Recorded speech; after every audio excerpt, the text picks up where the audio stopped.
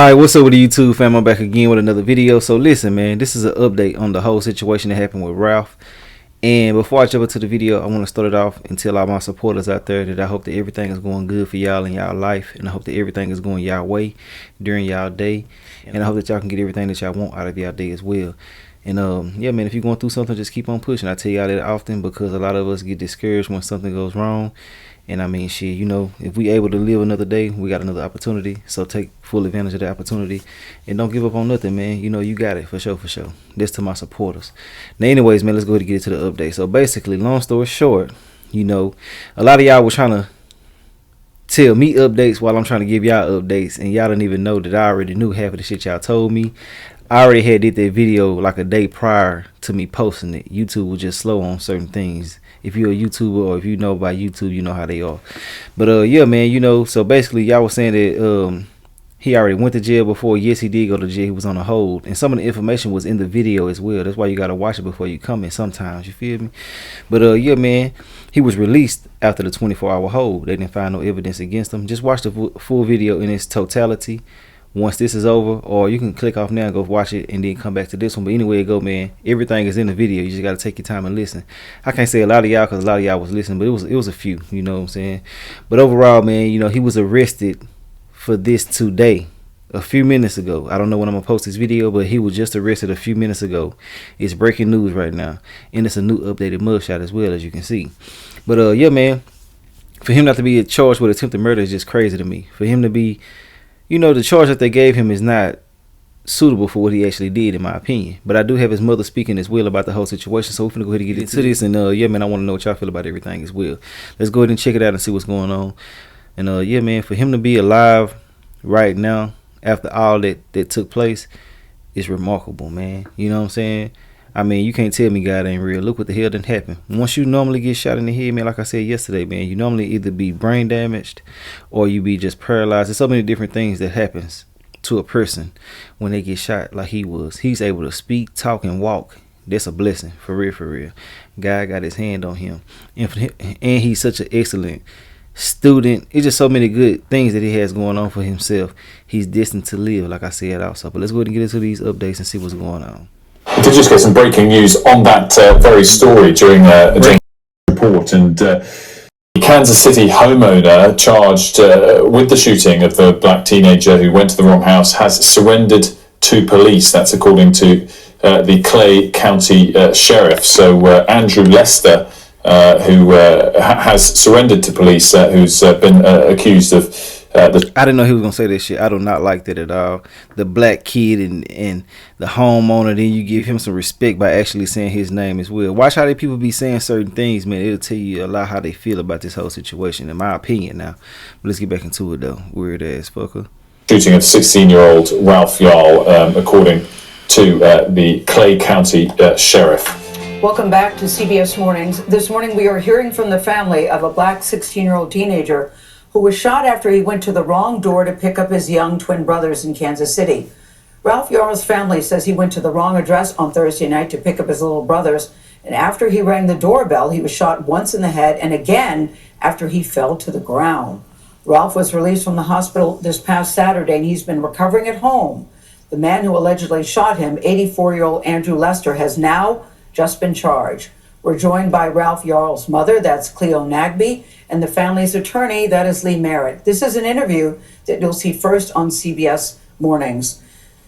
I don't know where to begin to express how glad we are, Ms. Nagby, that your son is okay. It seems like a miracle and a blessing. Lee, it's good to see you Definitely. as well. But I want to start with you, Ms. Nagby.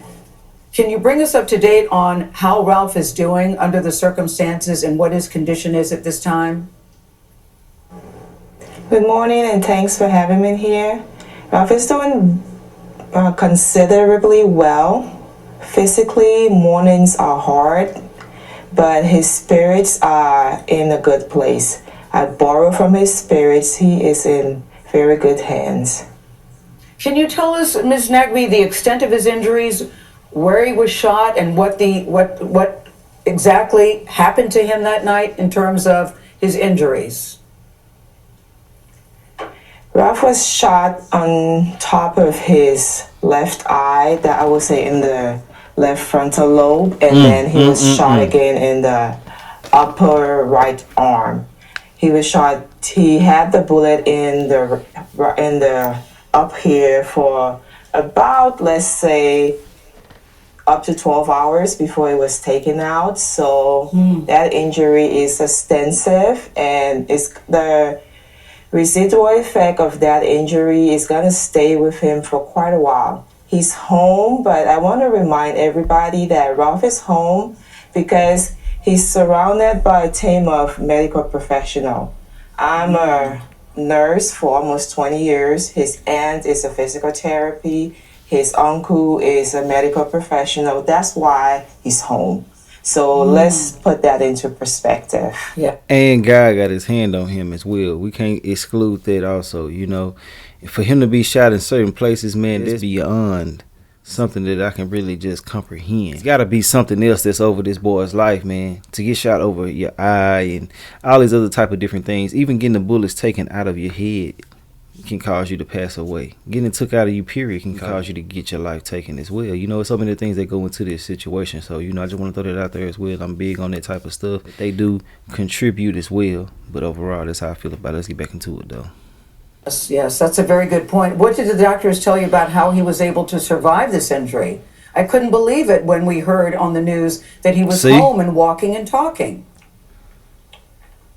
So yesterday I talked to his pediatrician, and she said, so the CT said that there is just minimal fragments of the bullet in his brain. And I said, yes. And she's like, how? And I said, I don't know how. And she's like, bless God.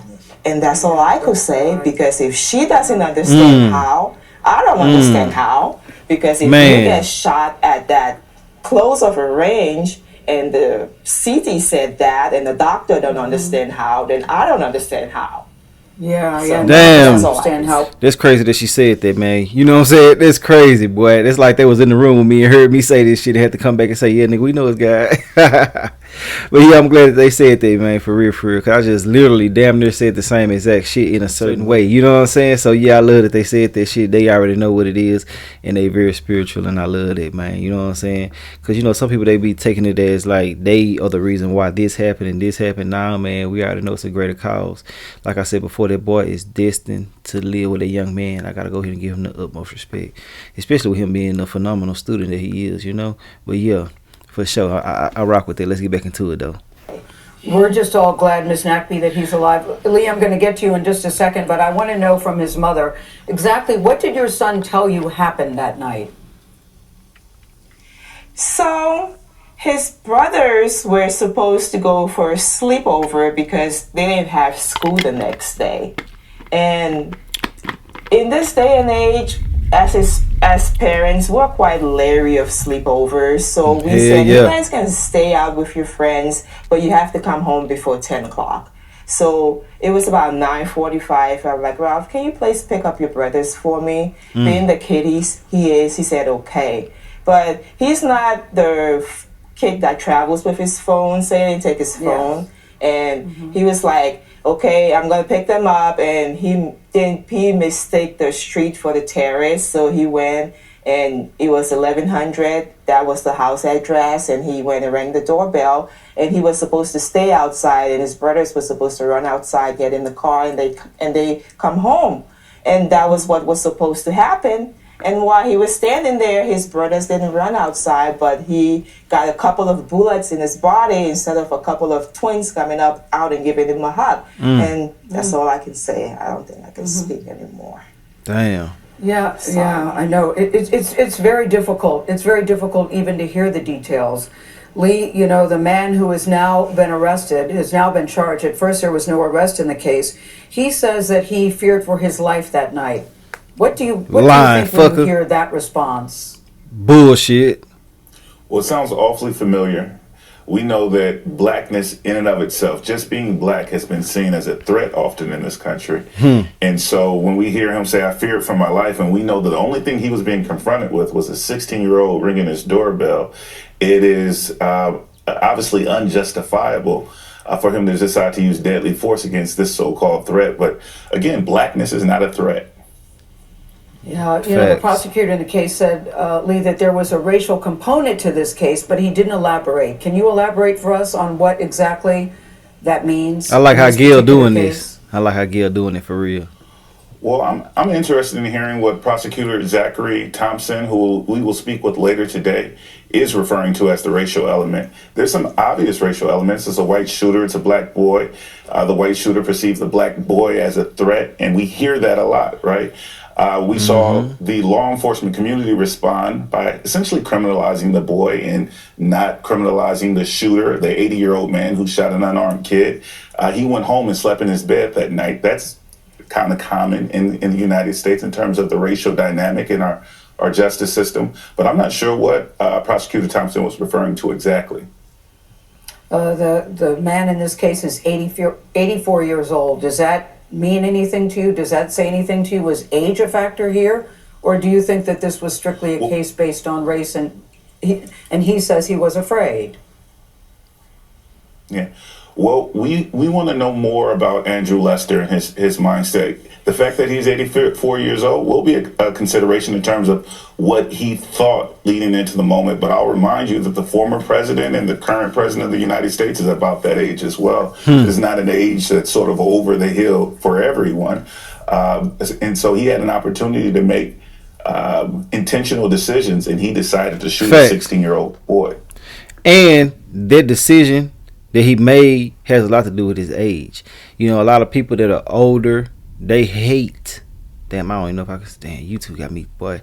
They don't like black people. You know what I'm saying? They just keep it 100. A lot of them. You know what I'm saying? The Karens and the Kens. You know, the older white people who really don't like black people. They really act on it. They really show it. They speak on it. They do certain things. So yes, that plays a factor in it as well. And some of their kids, you know, the 40 and 50-year-old people and shit like that that's around, you know, certain people, they act like that also. They done been raised into hatred and shit like that. So yeah, that's why they act the way that they do. You know what I'm saying? But as far as him like being like senile or some other type of shit, nah, that ain't the case at all. He knew what the hell he was doing. And I mean, it ain't no justification for it at all. I just had to say that right there, you know, because I think a lot of people are just taking his age into consideration versus understanding that other things play into that as well. You know, he wasn't scared at all. He can see what the hell he was doing. He did what he wanted to do, and I'm pretty sure he bragged about it to his friends as well. He thought he was gonna get away, and it bit him in the ass because of the way that the world is responding to this situation. But let's get back into it though. Ms. Napoli, I want to close with you about your son, because I've heard him described as a kind soul, quiet, friendly, well-mannered, super smart, and a musical genius. And that's not his mother talking. These are people that know him as friends. What can you tell us about him? What kind of child is he? What kind of teenager is he? Ralph is a teenager. All teenagers are teenagers. No teenager is a perfect teenager, but I'll tell you what Ralph and I will argue about. Ralph, can you put the sheet music down and do your English homework? Mom, I don't want to do my English homework because it's boring. That's what we argue about. English is the only class that he does in school that's not a college level class, so it's boring for him. Yeah, that's what we argue about. Well, that's a pretty good argument. I'll take that. And I heard that Yale had asked him to apply to their school. I think that says something about twice. Kid. Okay, not once but twice. Let's get it straight, Ms. Nagby. Thank you. I understand that President Biden called your home yesterday. What did he say to you all? He said that he and Ralph joked that his dad was a clarinet player, and his dad told him that if it depended on President Biden to support the family on his musical skills, the family was going to die hungry. And Ralph told him that he had jokes. Oh, it's nice to hear that he's still got a sense of humor. Lee, what's the next step in this case? What happens now? Well, As I mentioned before, we'll be meeting with Prosecutor Thompson later today. We want to understand the charges that he did move forward with. We're happy that they're 2 felony charges that bear serious consequences, but we're not quite sure why attempted murder wasn't one of the charges, and we want to explore that a little further. We're looking forward to speaking with federal prosecutors and investigators to see if this family's civil rights were violated, particularly in terms of due process. We expect all families who are met with this kind of trauma to get an immediate police response and a vigorous prosecution. That's not what this family was given before there was national outcry. Well, there's still a lot of questions here. And again, I'm going to close with the way we started. We are so excited and so happy and so relieved to know that your son has survived. Yes. Thank you so much. So often these stories don't end this way. And I'm very, very happy for your family today. Got Gail about to cry. Thank you very much. Thank you. We'll be right back. Thank you, Sister Gail. Justice for Ralph! Justice for Ralph! Justice for Ralph! That's the house. Justice for Ralph! Justice for Ralph! Justice for Ralph! Justice for Ralph! Justice for Ralph! Justice for Ralph! Justice for Ralph! Justice for Ralph! Justice for Ralph! Justice for Ralph! Justice for Ralph! Justice for Ralph! Justice for Ralph! Justice for Ralph! Justice for Ralph! Yeah, they out there protesting. I like that. But overall, man, I love the fact that Gayle King handled this and worded certain things a certain way. And I love that, you know, Ralph's mother and the attorney responded the way that they did also. You know, I just love it, you know, because, I mean, everything that they did say is something that we all know. But it's just something that's being put all over the world now. And it's being spreaded more and more and more. And, yeah, man, you know, the message is getting along. We can see that it's a change when certain things happen when the media is involved with these situations. You know, and sometimes, you know, I be feeling like I be getting like kind of upset with people who be spreading false narratives about these stories and things like that. But any press when it comes to certain things is worth it, you know. I feel like that, you know, a lot of people were saying certain things about, you know, Ralph. They were saying that Ralph did this and he was probably doing this and this. And, man, quit victim shaming and victim blaming and shit like that, man. We don't know what the hell was going on, but we do know that that boy went over there playing no games at all. He did what his mother told him to do. And, you know, I really respect it. But overall, man, I want to know what y'all feel about everything in the comment section. I hope that they do get everything that he got coming to him plus more. And, yeah, man, I feel like they should let Ralph do the same thing to him. You know, like I said, I'm a big advocate on that. When somebody does something to someone, you know, I believe in an eye for an eye. Now, I don't condone violence, but when somebody do some violence to someone who didn't deserve it, I really do hope and wish that they could make it to where the victim can do exactly what was done to them, to the person who did it to them. You feel what I'm saying? But overall, that's all I got to say. I want to know what y'all feel about everything in the comment section. If you made it to the end of this video, I do appreciate y'all, and I will holler at y'all later on another video. And, yeah, man, that's all I got to say. I'll holler at y'all later, man. All right.